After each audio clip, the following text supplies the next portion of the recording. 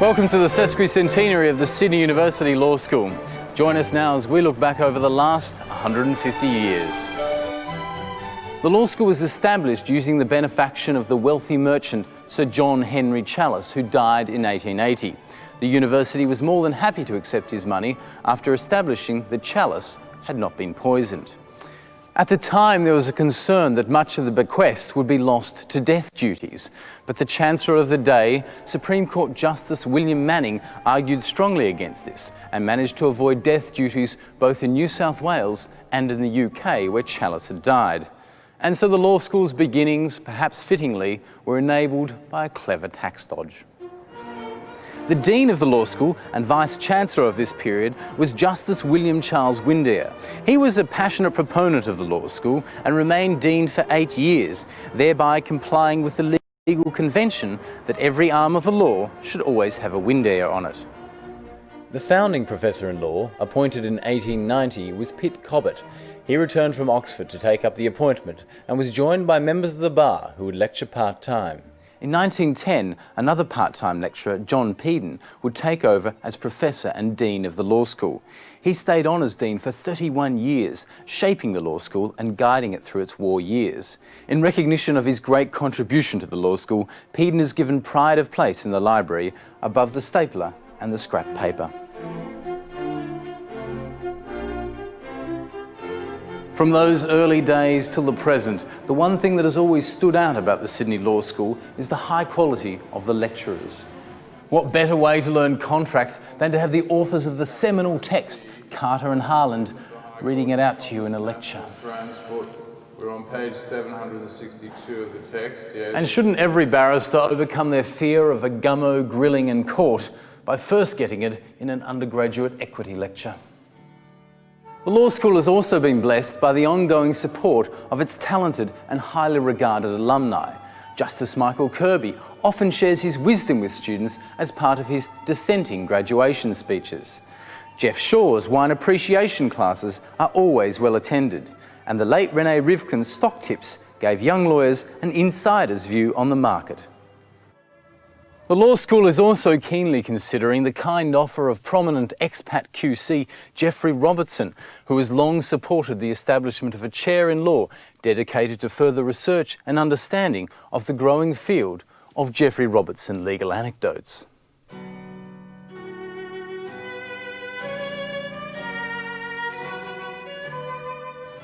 But it isn't just the teachers and the alumni who make the first-class educational environment. The law school has always been at the forefront of innovation and technology. Here, Dr. Alan Tyree shows a student the latest computers, acquired in 2001. And while other law schools have wasted their money on PowerPoint and laptop technology, only Sydney has had the foresight to invest in the next generation of overhead projectors. Ooh. While the law school has been an early adopter of some trends, it has also sought to maintain some tradition, often ignoring fleeting teaching fads. In the 1990s, for instance, going against the trend set by Macquarie University, the Sydney Law degree continued to teach its students about the law. It was decided that rather than teaching the students critical legal studies, they would continue to follow the traditional approach, whereby law students only learned to be critical of the law during the first 2 weeks of their clerkship. This more traditional approach has served the law school students well when it's come to judicial appointments. Sydney University has long been well represented on the nation's highest courts. On the current bench, Chief Justice Gleeson and Justices Kirby, Gummo and Hayden were all students, lecturers or deans at the law school. Yet it may surprise you to know that some of the most esteemed graduates of the law school almost failed. Chief Justice Gleeson was always handing in essays he'd written with other people, and Justice Kirby always failed to meet the word limit. The most recent High Court appointee, Susan Crennan, was also a graduate of Sydney University. Her appointment was the political one, made to remove the obvious imbalance on the High Court, caused by having only 4 of the 7 justices coming from Sydney University. And why wouldn't you want more Sydney graduates on your courts, given the high quality of their judgments, which show they've not only been taught how to write, but also what not to write? Many law school graduates have also entered our parliaments, including Prime Ministers Gough Whitlam, John Howard and William McMahon. And according to Malcolm Turnbull, our future Prime Minister, Malcolm Turnbull. Whitlam was an active editor and writer during his time at law school, including this 1947 Blackacre article, A Review of the House of Review, in which he argued for the abolition of the Legislative Council. It seems even then, Gough knew to be wary of upper houses. Although he didn't know to be wary of fellow law school student John Kerr. If only he'd read his Blackacre entry, perhaps he would have been more wary. John Robert Kerr apparently receives maximum benefit from lectures by closing his eyes and snoring strenuously. His name always appears at the top of the exam lists, if held upside down.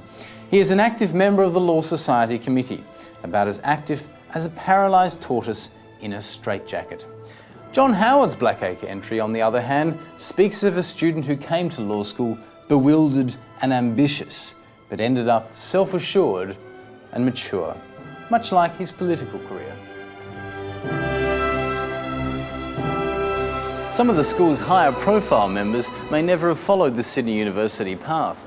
Health Minister Tony Abbott initially entered the seminary and perhaps would have never graced the halls of law school had he not failed his first ecclesiastical examination, stumbling at the question, "Have you had a meeting with the Archbishop?"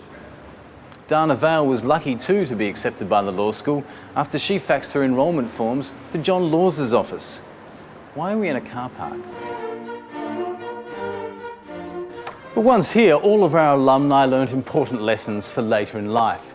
John Marsden and Tony Abbott took interest in defamation law, particularly the high quantum of damages available. John Howard first noted down the lack of enforcement mechanisms available in international law. Sir Anthony Mason learned how to read between the lines of the law. And even William Dean learned how to be a compassionate and principled spokesperson for the underprivileged. So clearly, he didn't go to any lectures.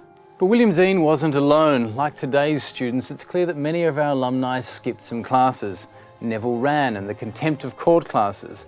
Lionel Murphy and the classes that should have taught him that Mr. Neil is not entitled to be an agitator. And looking back on the early lectures on the powers of the Governor-General, we see John Kerr, present, E.G. Whitlam, absent.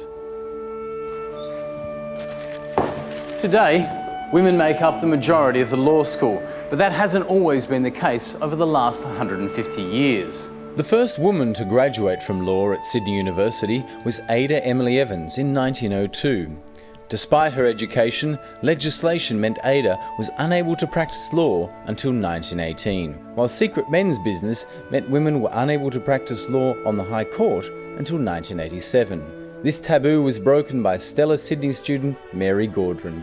From Ada Evans to Elizabeth Evatt to Mary Gaudron, the law school has long supported pioneering women in the law, although it also educated Roddy Marr.